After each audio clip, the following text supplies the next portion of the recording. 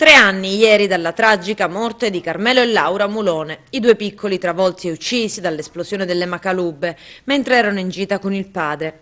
Aragona rende omaggio ai due piccoli scomparsi prematuramente. Nella chiesa madre, oltre ai genitori e ai parenti e ai conoscenti, anche il comandante della Legione Carabinieri Sicilia e il generale di brigata Riccardo Galletta, il comandante provinciale dei Carabinieri di Agrigento Mario Mettifoco nel suo ultimo giorno di servizio ad Agrigento e il suo successore, il tenente colonnello Giovanni Pellegrino, oltre ai numerosi carabinieri colleghi di Rosario Mulone, anche lui appartenente alle forze dell'ordine. A celebrare la messa, insieme con il prete della chiesa Don Angelo Chillura e il cappellano militare Don Salvatore Falzone. Seduti ai primi posti anche il sindaco di Aragona Giuseppe Pendolino, che ha annunciato l'intitolazione di una via a Carmelo e Laura Mulone.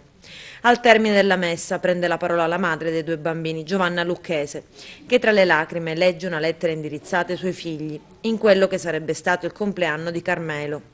Nella missiva, ancora una volta, la madre chiede giustizia. Il mio cuore vorrebbe dire tante cose, ma dico solo questo, legge Giovanna Lucchese con la voce interrotta dalle lacrime.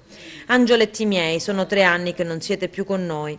Un giorno che doveva essere di festa si è trasformato in una tragedia perché avete visitato quel maledetto posto di Macalubbe, così tanto pubblicizzato. Io ero ignorante di questo luogo, continua la lettera, ma chi era competente non poteva permettersi di essere ignorante. Hanno distrutto una famiglia e i miei figli che mi mancano da morire. Mi mancano i vostri abbracci, la vostra voce, la loro presenza, la dolcezza di Laura.